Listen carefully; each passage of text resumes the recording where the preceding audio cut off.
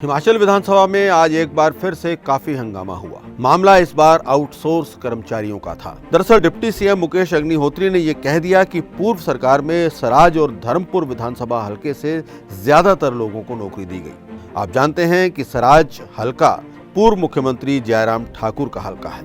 उन्होंने ये कहा कि अपने लोगों को भर्ती करने के लिए उन्होंने अलग अलग तौर तरीके अपनाए और अपने ही लोगों के बीच रेवड़ियां बांटी। मुकेश अग्निहोत्री ने कहा कि सरकार ने आउटसोर्स कर्मचारी रखने वाली कंपनियों को 38 करोड़ दिए, लेकिन कर्मचारियों को पूरा पैसा नहीं दिया गया। उन्होंने कहा कि कांग्रेस सरकार जल्दी ही 5000 आउटसोर्स कर्मचारी रखेगी और इसके साथ साथ इनके लिए पॉलिसी भी बनाई जाएगी और किसी एक क्षेत्र को कोई तरजीह नहीं दी जाएगी।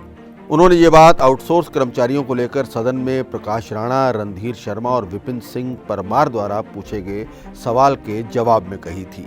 प्रकाश राणा ने कहा था कि जो व्यक्ति आउटसोर्स पर रखे गए हैं उन्हें तनख्वाह नहीं मिल रही है। इस पर मुकेश अग्निहोत्री ने कहा कि आउटसोर्स पर जो कर्मचारी रखे गए हैं उनके साथ दिसंबर में एग्रीमेंट खत्म हो गया है। रणधीर शर्मा ने कहा कि मुख्यमंत्री महत्वपूर्ण विषय का राजनीतिक जवाब दे रहे हैं। उन्होंने उप मुख्यमंत्री से जानना चाहा कि विभाग से जो आउटसोर्स कर्मचारी हटाए गए हैं उनके लिए क्या वैकल्पिक व्यवस्था की जा रही है।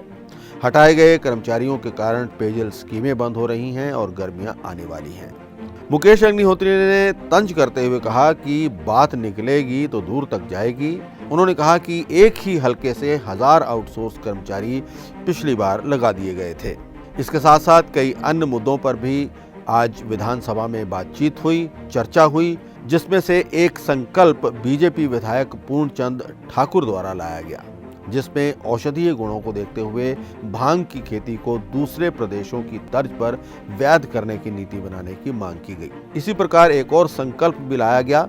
ये तीसरा संकल्प बीजेपी विधायक विपिन सिंह परमार द्वारा लाया गया, जिसमें उन्होंने पावर प्रोजेक्ट में हिमाचल की हिस्सेदारी बढ़ाने और लाभांश एग्रीमेंट की अनुपालना नहीं होने से हो रहे नुकसान पर सदन से पॉलिसी बनाने की मांग की।